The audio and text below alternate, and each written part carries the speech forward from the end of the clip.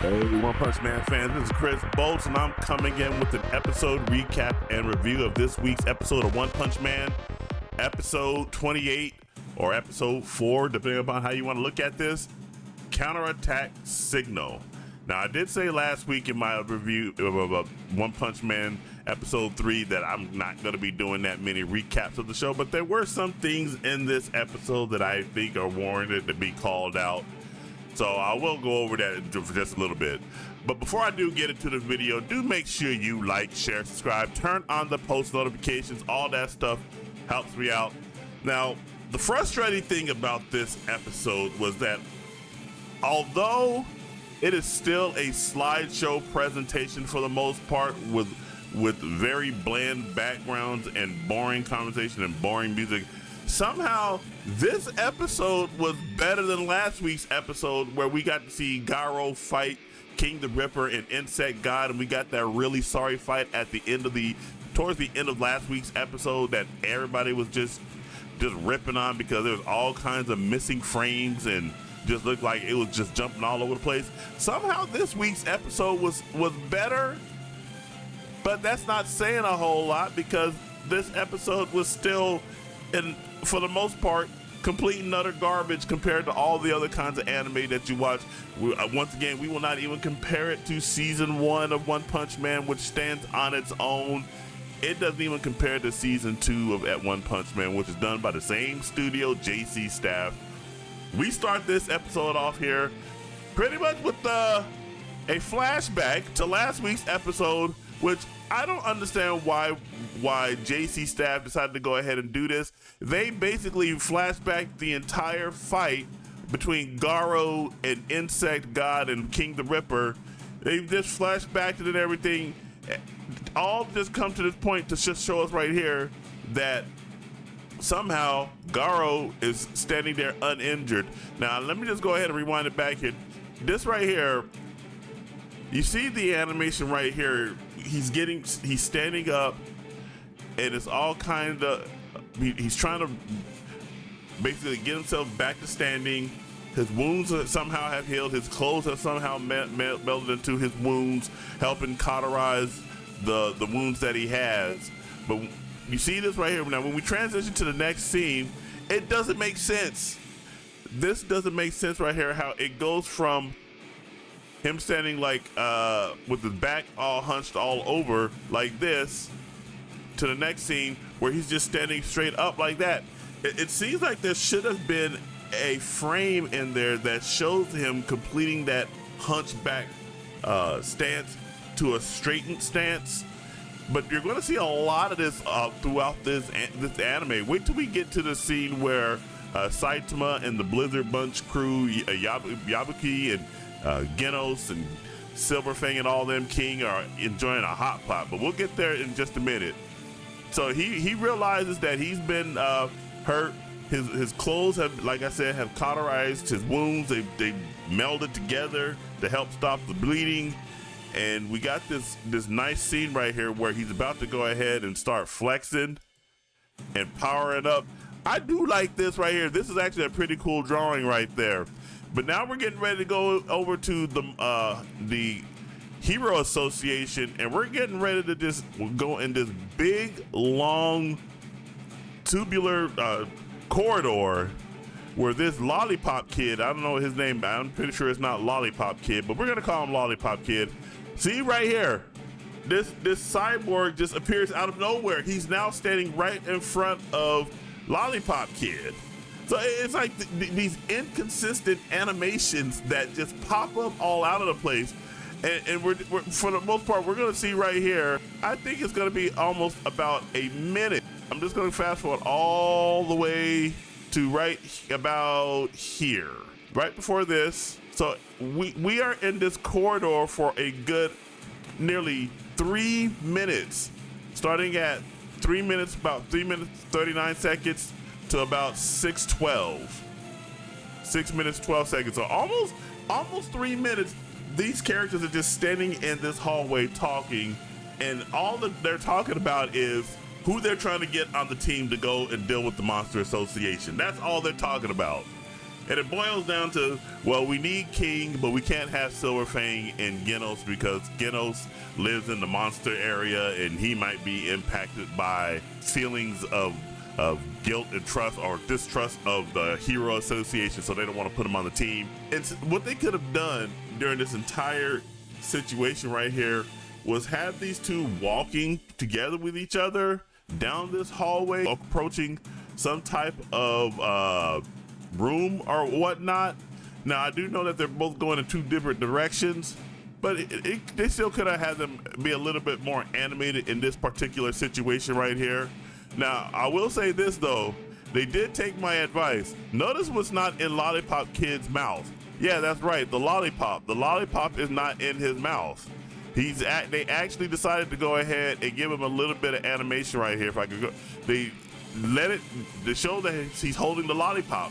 That's what I recommended in the very first episode when they debuted this kid was, hey, don't just have that lollipop just sitting there on his mouth, flapping about and everything, and not have him reach for it or pull it out of his mouth or do something that makes it seem like he's part of the environment. It actually makes it seem like he's more of a person. So they did do something like that. I appreciate that, but we'll see this a lot right here. You see this background?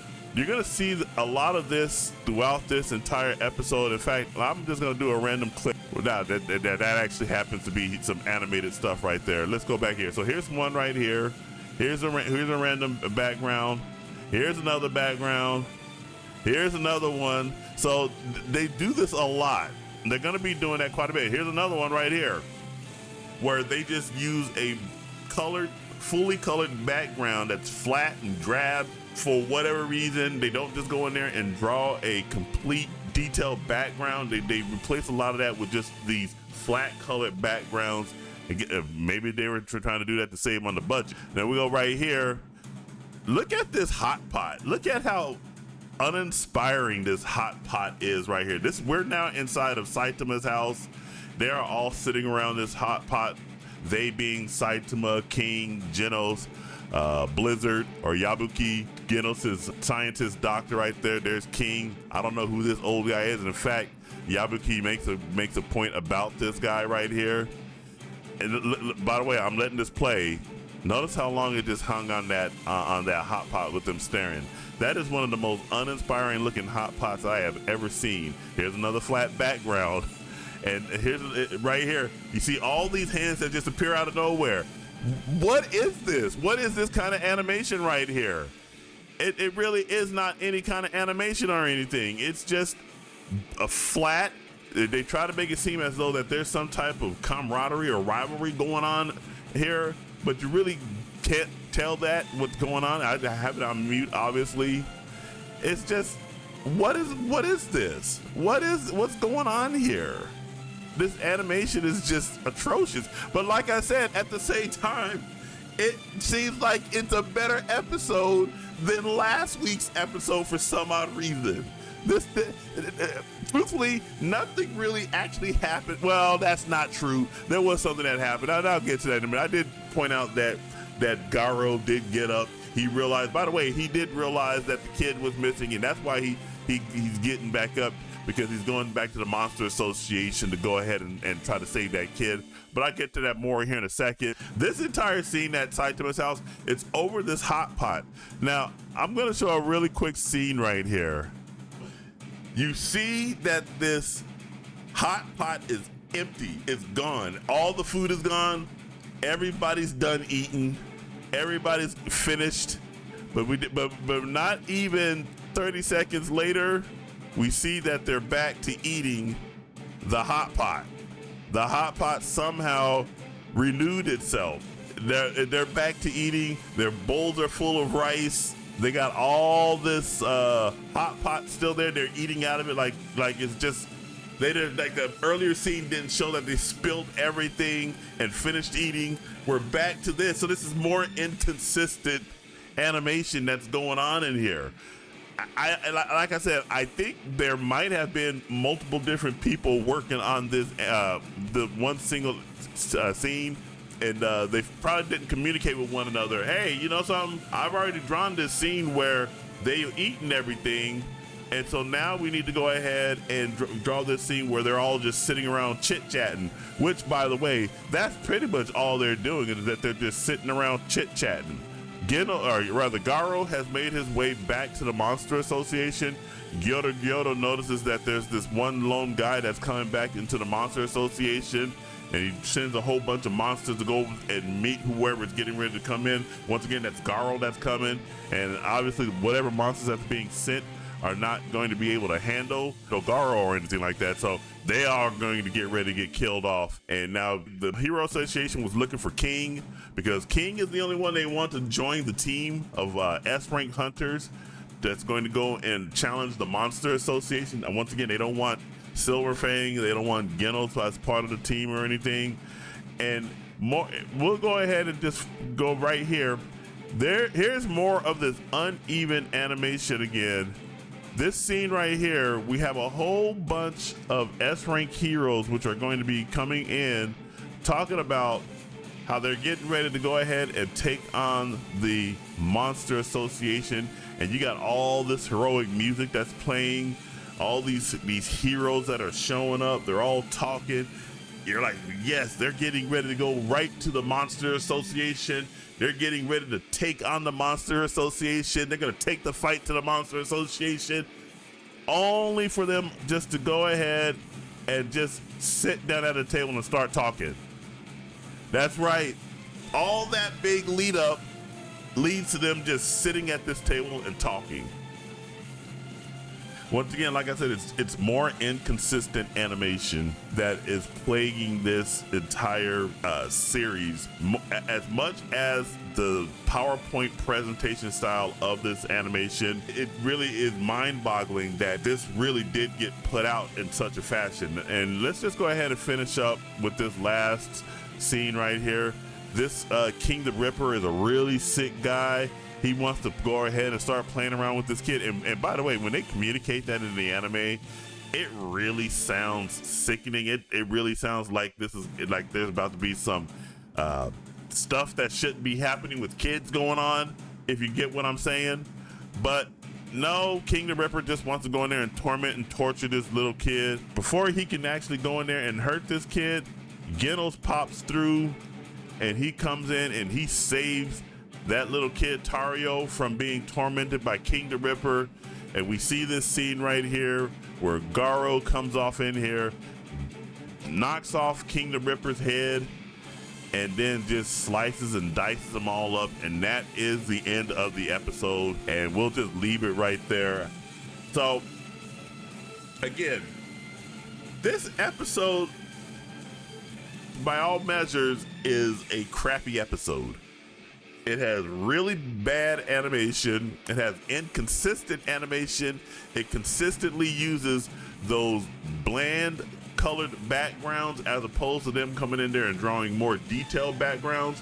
I did click on that one where King was throwing out the trash, and that actually happens to be the most detailed background in all of this entire episode.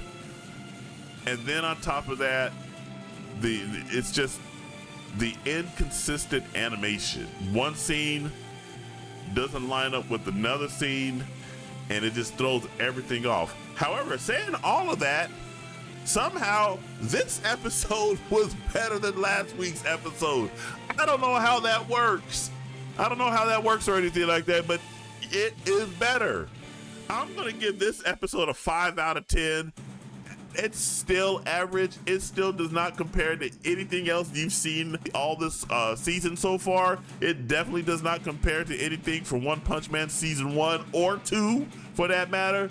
But within this weird universe that One Punch Man season 3 finds itself inhabiting, this episode is, in my view, the second best episode so far. Those are my thoughts on the issue. What do you guys think about One Punch Man episode 4, Counterattack Signal? Did it meet your expectations, or you're just like, you know what, we're just gonna go along for the ride? Whatever your thoughts, jump down in the comments, and make sure you do like, share, subscribe, turn on the post notifications. All that stuff really does help me out. And remember, this is Chris Bolts signing off, and I will catch you guys in the next video. You take it easy.